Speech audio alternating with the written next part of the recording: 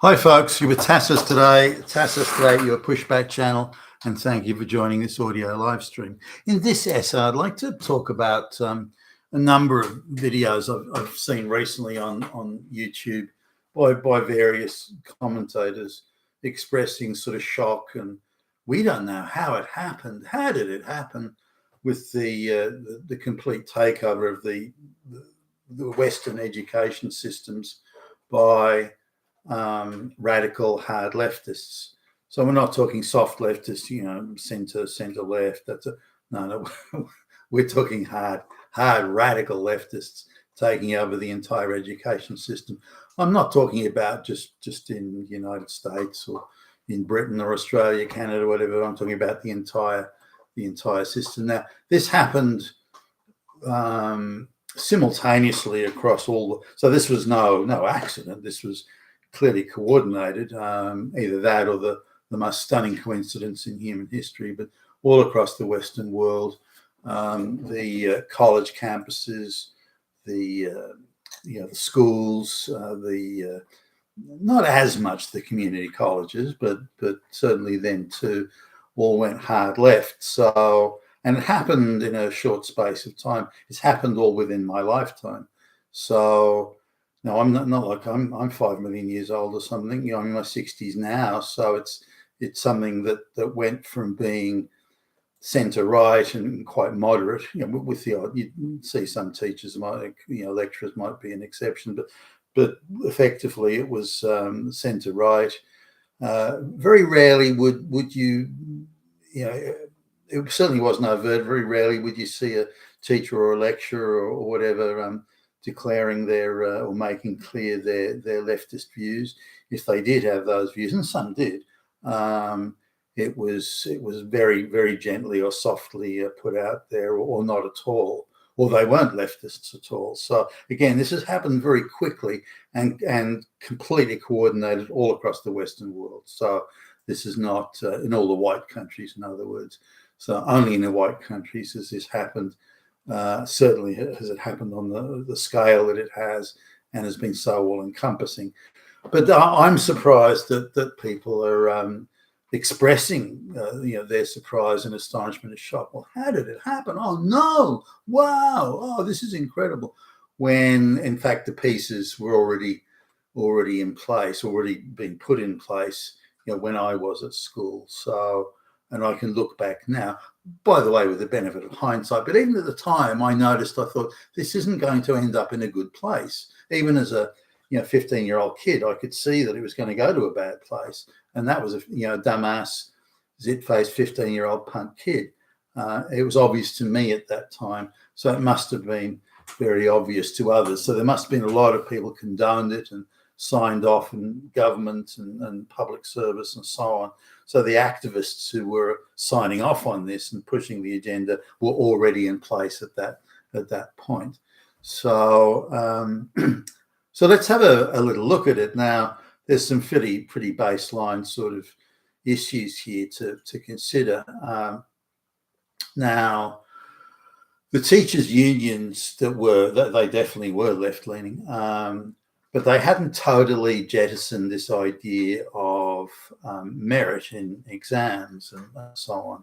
They still believed in the idea of the diligent, hardworking, bright student. The students were separated by academic capability. So if you got, I'll use a simple sort of exercise here, illustration here. So kids who got over 80 in the mathematics tests would go into the top grade.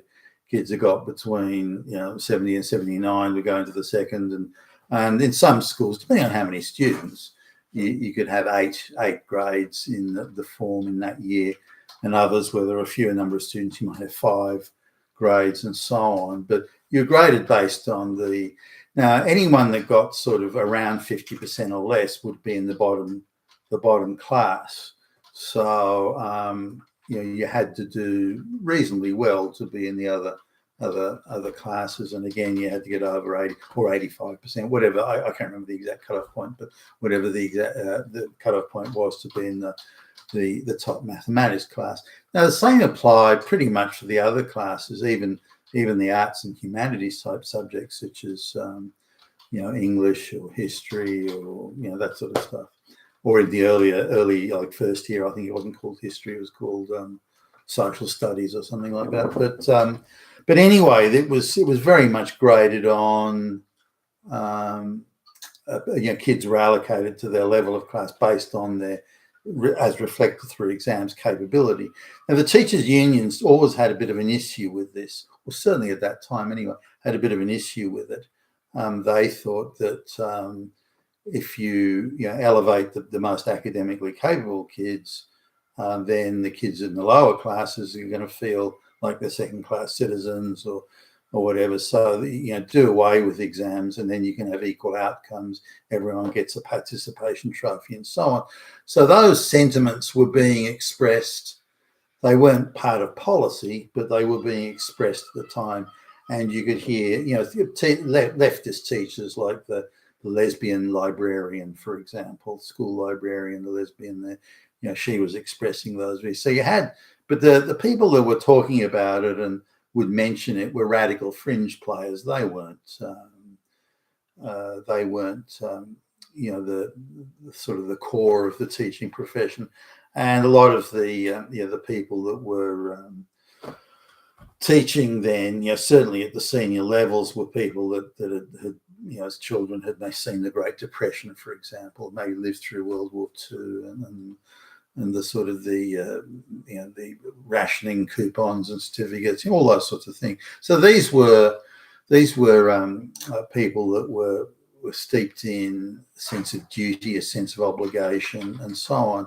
Now, the idea of the much of the working class was you could have social mobility if you did well at school and you worked hard and you got a degree and this, that, and the next thing. So that was the passport to social, or seen by many as the passport to social mobility, to move between classes. And the idea at the time, still there was a hangover. It wasn't intense, a hangover of the working class people and the middle class and the bourgeois and the upper class and all this sort of stuff. It was still around, not to any great degree as I recall, but it's still, the hangover was, the shadow of it was still in place. But you could circumvent all that by doing well at school and getting a degree and so on. Now, not many kids got degrees. The kids that started high school back in those days, something like 3% went on to university. So, and in university, unlike today, there was something in the order of 40 or 50 study courses in university, back in those days. And to give you some idea, there's nearly this is just one university I looked at, there's nearly 700 courses today. So it's gone from 40 or 50 courses to 700 different courses of study at university. And some of these courses, of course, lesbian black music studies and things like that, ridiculous areas of study. But they're all in that sociology side of things where nobody fails and everyone gets a participation trophy. And I'll come back to that in a minute. But only 3% were. So merit still played a very big part in there. But towards the end of high school, they were introducing, as I mentioned in other videos, the teachers' unions were forcing it through. And again, somehow or some reason, the government signed off on this, which they shouldn't have, is to say, well, we've got to have equal outcomes between the genders. So, at the time, boys came first in everything, but we've got to have equal outcomes in genders. So what we'll do is, out of the 8 core subjects, 4 boys are allowed to come first. That is, we'll still leave that as merit, and that's things like mathematics and so on. But on the other 4 subjects, girls must come first.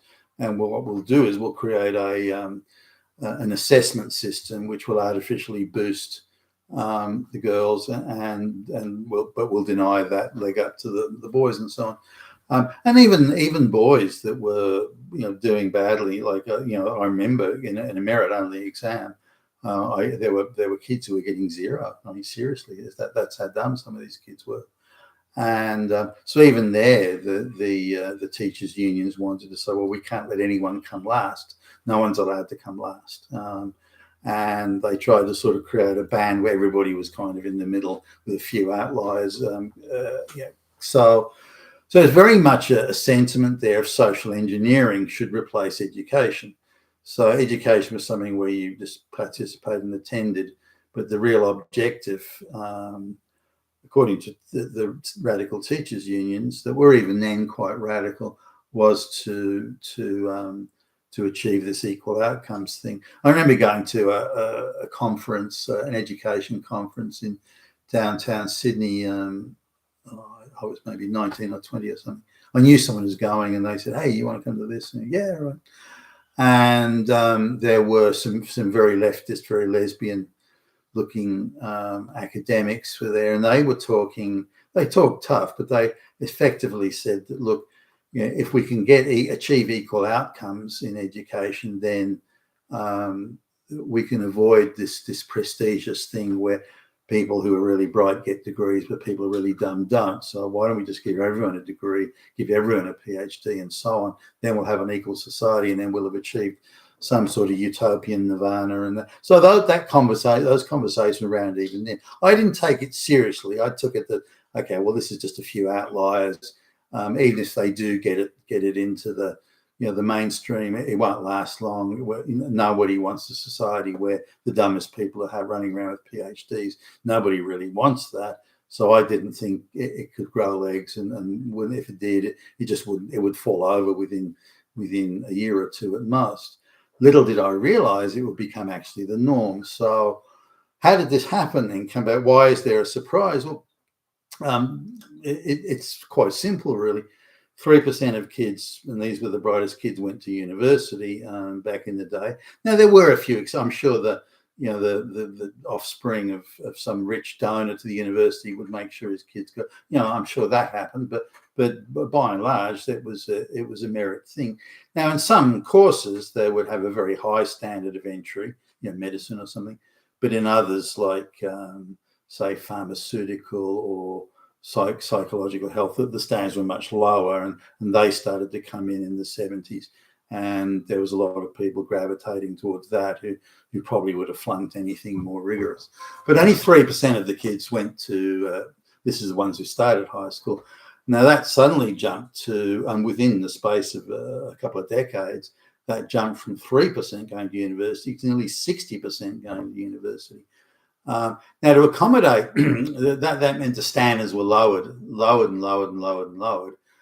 to where even getting the equivalent of between 20 and 25% in the graduation exam, so a total fail back in the merit days, even getting that 20% could still get you into a university. And of course, this was a drastic change. The idea of sending failed kids, kids that wouldn't have made it out of junior high school, the idea of sending them to university was unthinkable when I was a kid. Absolutely unthinkable. I mean, not even on the, for sensible people, not even on the radar. In that case, so you get this massive influx of dumb kids going to university. What do? Well, you got to invent courses for them, courses where nobody fails, and they all get degrees. So the hard left thing was nearly all pretty much the entire creation of new degrees, other than one or two exceptions. The entire new. Remember, we've gone from 40 or 50 to 700 courses. The 650 odd new courses they've added during that time to accommodate all these dumbass kids that again would have flunked out of junior high school in the real world. All these kids are coming in. They've got to be given nobody fails courses, bullshit courses, lesbian black studies and all this sort of stuff. So they get given, lesbian dance theory and so on. So they get these courses. What are they going to, what sort of teachers are going to teach courses like that? Are you going to get a high quality academic who's going to teach that? Well, no. So effectively, kids that were the earliest tranche of black lesbians that were brought through in the first tranche of these equity education programs, they became the professors and the lecturers and the tutors, and having to meet a very low bar. So suddenly you've got your university, and instead of having 50 tutors in the university, for example, I'm using simple numbers here. Instead of having 50 tutors in there, you've now got that are mostly sort of centre right. You've now got 650 that are hard left, and the 50 that has. So they're outnumbering, the others by 10, 12 to 1, 15 to 20 to 1 in some cases. So this is a huge shift. Left-wing, low merit, zero merit courses and zero merit graduation has created this. If the merit thing had stayed, then none of these leftists, none of this mass influx of dumbass kids, none of them would have gone to university. Therefore, there would have been no explosion in sociology, bullshit, lesbian dance theory courses, and thus there would have been no explosion in numbers of leftist academics and professors and so on. So the university if university had stayed a merit-based system, then none of this would have occurred. So when we look at the dropping of, let's get rid of merit here because equal outcomes are the objective, it's that's caused, I would say, is at the root of it all. Now we can add other things. There was the Vietnam War protest era and the hippies and the beatniks and all this sort of stuff. And there was, Haight-Ashbury in San Francisco. There was the Summer of Love and so on and so forth. But those are the more visual outward manifestations of reduced merit. Again, none of these kids, or hardly any, would have got to university if merit had been put in place. Now, there are other factors that we can look at as subsidiary. For example, if you were studying at university, you didn't have to go to the Vietnam War. The draft didn't apply to you. So there was a lot of conscientious objectors, anti-war hippies and so on, went to university to study, and the universities were very accommodating. Well, don't worry, we'll create a bullshit course for you to study to help you avoid the draft. So the universities are very much working hand in glove with these kid activist groups and so on, so they could go to university to study lesbian dance theory or whatever, and then that meant they didn't have to, or they weren't subject to the draft. So there were those issues running in parallel, but it still comes back to the material point here. At the core of this edifice is the lowered standards and the non-merit standards that were applied and crept in. Now, this had a similarly knock-on effect to kids going into teachers' colleges and so on. Bright kids, genuinely bright, are typically capable of independent thought. Because if you're going to solve difficult problems, whether it be in mathematics or, physics or something, if you're going to solve difficult problems, you have to be able to think independently, to think through the ramifications of the issue that you're considering. Now, like somewhat fortunate in my case, I remember even going back as early as high school to give you an idea how non-radicalized high school was, certainly when I was there. The history teacher, as a case in point, would say, okay, well, this is what happened. Napoleon Bonaparte did this, or Julius Caesar did that, or some character in history. Now, what I want you to do, the teacher would say, was read the account, the historical account written by Billy Bob Smith, and then read another account which is written by Jimmy Jack Jones, and you compare the two. And I want you to find the middle course. You can't agree with either of them, and if you take the middle course, but you have to argue your case. The middle course is, I believe, based on reading these texts, I believe that such and such and so and so. But then you have to argue your case. You had to put forward, well, this is, on page 99, Billy Bob says this, and quote. And so you had to argue your case, and he was quite, give you the red pen and all this sort of stuff, mark you down if you didn't argue your case properly. So you had to say, no, this isn't what happened. The balance of probability based on the evidence is this. And you had to, again, argue your case there. So that created an idea of you had to be rigorous and you had to be objective. And that was the first sort of area where, as I recall, going back, that I was introduced this idea that if you're going to research and study, you must be objective. You can't just say, Napoleon was an asshole. He's a white supremacist. No. Whereas today, the rigor, because merit has gone, the rigor has gone. And I've looked at the papers written by students, certainly in sociology today, when even if a second year high school kid from a lower class put in a paper like that, I'd flunk it. It's so full of bullshit and ideology and nonsense and so on. But then those sort of ideological bullshit nonsense papers are getting high distinction grades. Some of them are getting, summa cum laude, and they're absolute bullshit. Now, there are other factors also as well here, that protest is openly encouraged by the radicals in university. So if you go and protest, they'll give you a good grade. The lecturer will give you a good grade rather than marking you down and say, hey, you should be hitting the books and studying, not going around waving fucking placards. But instead, for placard waving, the brain dead moron hack, low IQ student will instead be giving it a distinction or something like that for it. So there's a lot of things going into the play here, but most of them are subsidiary issues or subset issues. The main thing is that rigor was dropped. Masses of dumbass kids then flooded into the university thinking that a degree would give them equality with the bright kids, which it didn't and wouldn't and never will. Give them equality with the bright kids, and so give them prestige and this sort of stuff. So they swanned into the universities. The universities then massively expanded the courses and the curricula to fit these kids in, lots of lesbian dance theory courses. And so they come out the other end dumb as fuck, just as dumb as I went in. But now they've been left-wing radicalized, which means you've now got another tranche of people on the street protesting and waving placards, and they're thinking they're being upstanding citizens. We're fighting against Hitler. So there's no surprise at all. Once you drop meritorious standards and rigor, once you drop that, then every problem imaginable will flow from that decision. And that's what we're seeing today. You've been with Tassus today, your Pushback Challenge. Thank you for listening.